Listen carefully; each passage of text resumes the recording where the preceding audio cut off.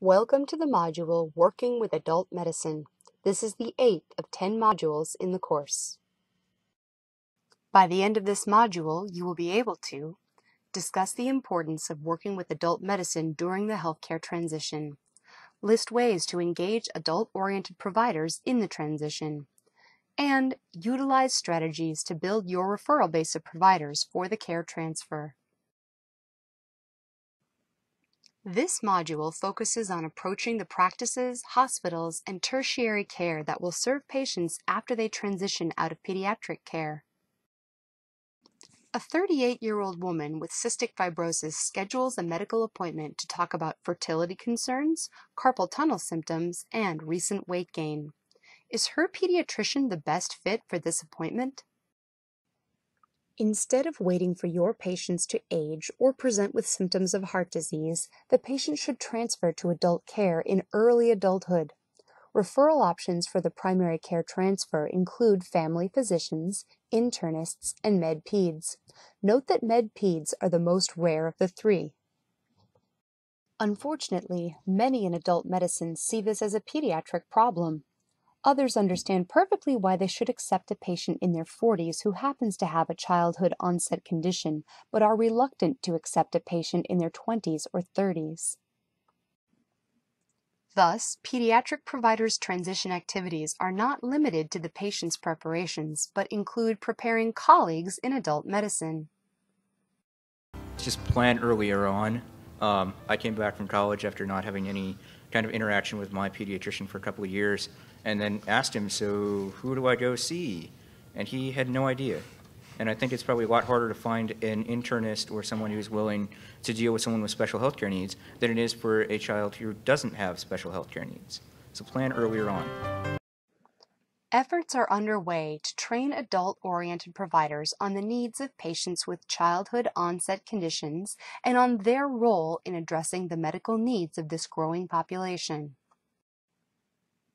For a successful transition, pediatric providers must prepare patients before the care transfer, and adult-oriented providers must engage patients after the transfer. In the current state, transition outcomes commonly fall into one of the following categories: everything stays the same, mixed transition, full transition, and dropping out. Key to a successful full transition is careful planning, the development of healthcare skills by the young adult, and good communication between all of the pediatric and adult healthcare providers. The fields in adult medicine are highly focused on what they term the gray tsunami, the rapidly growing population of elderly patients. Two factors account for this tsunami: the baby boom generation and the advances in medicine that have added years to life.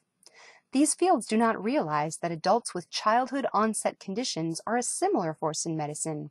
This tsunami is caused by two factors: improvements to screen and diagnose early childhood conditions, and the advances in medicine that have added decades to life. In 2011, the joint statement was co-authored by the AAP, the AAFP, and the ACP. However, it was only published in the journal Pediatrics. The other groups promoted but did not publish the joint statement. The number of trainings and publications available through the medical boards, state organizations, and professional organizations have increased in the last 5 years. Some efforts focus on specific conditions, like obesity, autism, or childhood cancer. The 2014 release of the 6 core elements used existing evidence to create practice-based recommendations for adult-oriented providers. The next section will describe common barriers that providers face while moving between pediatric and adult medicine. Common phrases can create barriers between the fields. For example, outside of the pediatric world, adult medicine is just medicine.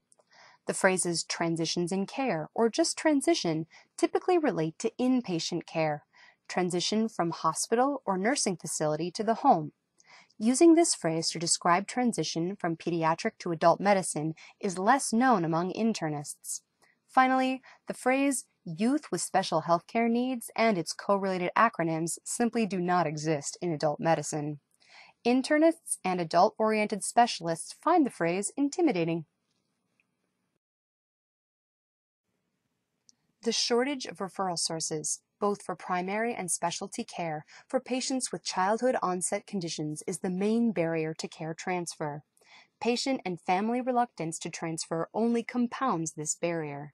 Many adult-oriented providers have never been exposed to childhood onset conditions, even during their training. Healthy young adults are the least likely demographic group to seek primary care. Internists may be unaccustomed to the age group or skeptical of their ability to keep appointments, follow care plans independently, etc. The thing that they do that is different than other people that is great. I don't have much experience with other doctors. I don't know if other doctors are like this or not, but I've always, especially with my current doctor and also Dr. Rosenberg, always treated me as if I was I was never looked down on. Because I was younger. I was always asked the most serious or direct questions about my health were asked directly to me, and they valued what I had to say about it. They weren't types of doctors that would just send me to lab tests and get some blood and then they'd decide what was wrong with me. I was very involved in the process of my health care, and I was always involved in the decision making based upon what my symptoms were, how my treatments were going to proceed. They always kind of included me in that decision making process. So that I think is very helpful and continues to be. Continues to be nice to know that they're actually listening to what I'm saying and at times are letting me control some of the treatments and letting me control how my healthcare is proceeding. Well, I'm still seeing a pediatrician, but I see him about 3 or 4 times a year, but I don't envision myself really seeing other doctors because I really haven't had to deal with that. I guess my doctor now looks at children under 6 months of age, newborns, and intensive care is what he mainly deals with. And so I'm his oldest patient, and by far. And I think he might have 1 or 2 that are near me, but I think his only adult patient. So that probably presents some challenges for him. If it does, it presents any major challenges. I haven't seen it. He he's an excellent physician, and seems to really know what he's doing and everything. Anytime I've ever had trouble, he's always been able to prescribe and recommend things that work nearly every time. So I'm completely happy with where I'm at. As long as he feels comfortable seeing me, I feel extremely comfortable continuing being seen by him. Well, your mother would really like to see you someplace else. So that's good, and you don't really have a vision for something different because you're happy where you're at, right? And, I mean, I'm sure things will change in the future, and that maybe I'll have to, especially if I move to another city, which is very probable. I'll have to I'd have to find another physician that specializes in either CF or pulmonology or something of that nature. But right now I'm fine, and as long as I'm in Indianapolis, I don't see any reason to change at this time. Okay. I think that's a part of. I think the reason for that is that I am so independent. I don't see my doctor a whole lot. Like I said, 3 or 4 times a year, or when I have specific trouble, infections or whatnot. So I'd like to have as little contact with physicians as possible, as anybody would, and so I'm not going to actively or proactively go seek out other physicians to get involved with. It just doesn't really matter that much to me. As long as you're healthy, right? The next section outlines steps to address these barriers. Present this population as an opportunity for your colleagues to grow their practice. Internists need not become an expert in childhood disease to provide care. A young adult with cystic fibrosis would continue to see a specialist in lung and pancreatic diseases. Using the medical neighborhood concept will illustrate the many supports available to individual providers willing to accept transitioning youth as new patients. Internists provide a primary care medical home to adults. They have all the skills they need to care for this patient population. If they have senior citizens in their patient panel, they already see patients who rely on a personal attendant, see patients with an adult child as a healthcare decision maker or power of attorney, assess motor or cognitive function changes, and accommodate patients post-surgery. Direct your colleagues to resources on transitioning youth or on particular conditions. Consider offering yourself as a consultation source for individual patients or colleagues.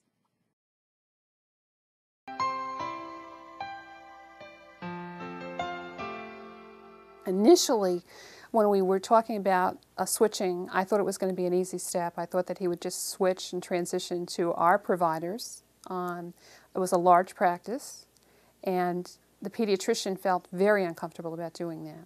She felt that if we went to a practice of 12 doctors, that Jeff would have 12 times he'd have to explain his history, that he would have to explain it again when he went back and saw the provider that he hadn't seen in the last 3 years, and that he could end up with just about anyone, and their philosophy may not mirror what she felt needed to be mirrored when he needed care and he was older.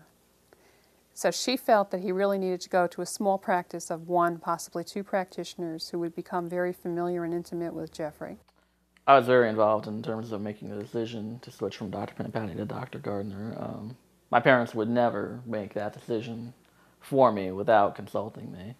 Because in a sense, I mean, I need to be happy seeing the doctor I'm seeing. I need to be able to trust this doctor. In the beginning, there's issues of getting to know what his medical problems are and what they might be. And now, as he's transitioning out into the community from college, there's going to be issues of personal care, interaction with other people, issues of sexuality.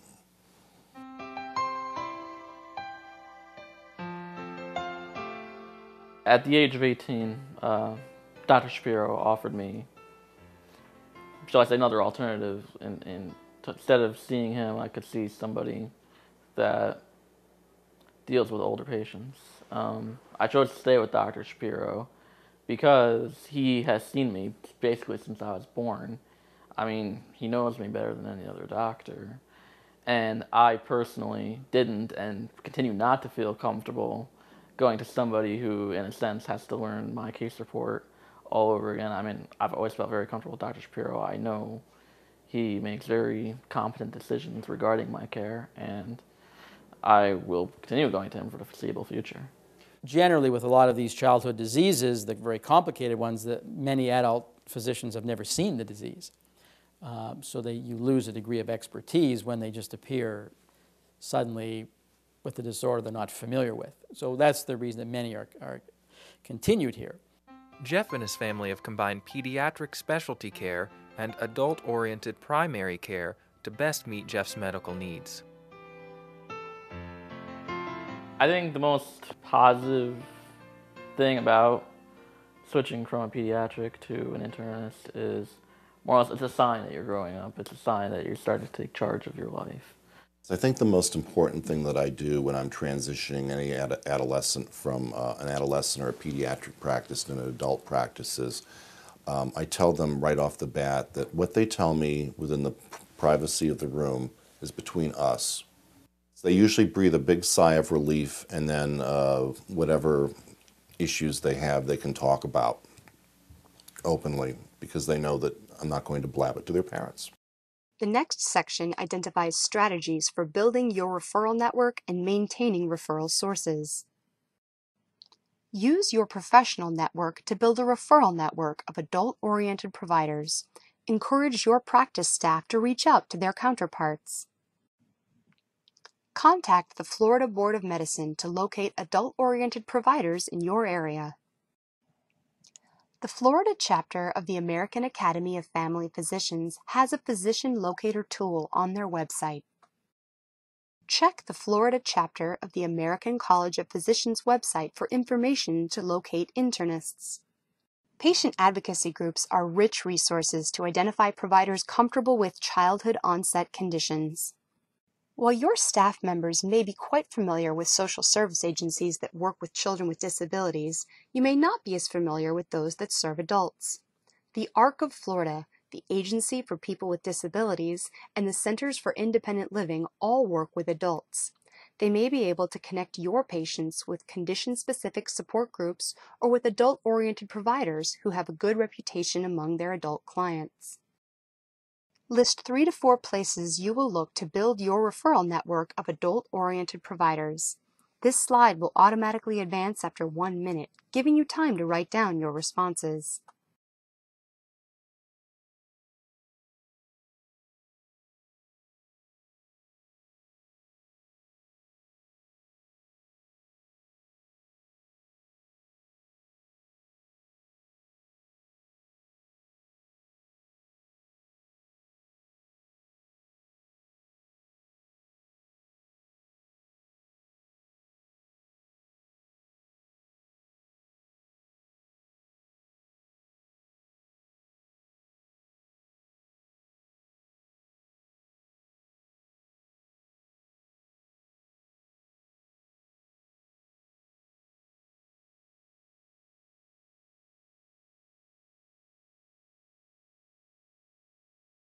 When referring individual patients, provide important facts such as the patient's ability to make decisions and manage their condition.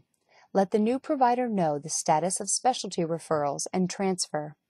Encourage your colleague to use the patient or parent or caregiver as an educator on their childhood onset condition. Offer a bridge medical visit where both the pediatric and adult-oriented provider meet with the patient.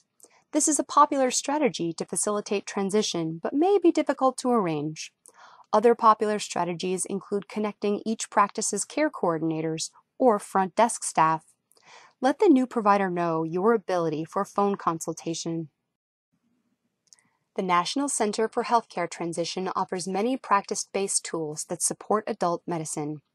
These include example visit flow sheets, welcome and orientation for new young adult patients, sample care plans, condition fact sheets, self-care assessments, and practice self-assessments.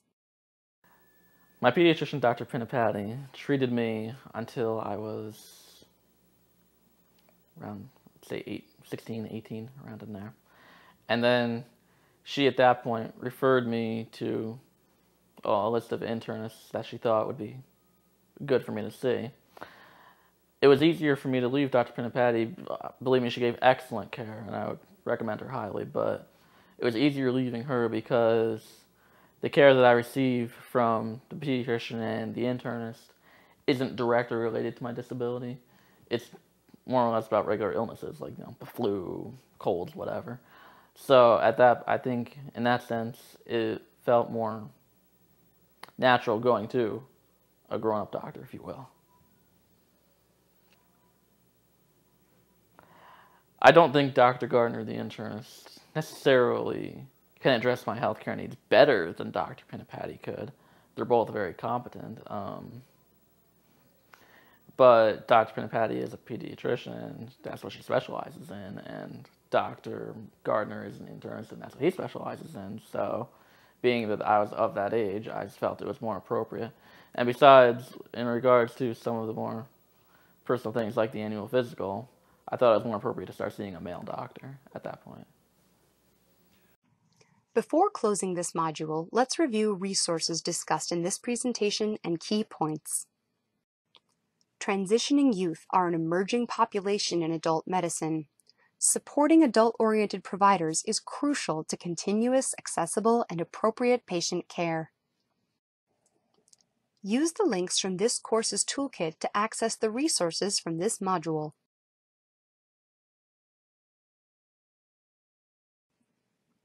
Engaging adult medicine is one side of the care transfer. The next presentation examines the patient side of this activity. You can pause the course for a short break or continue on to the next module.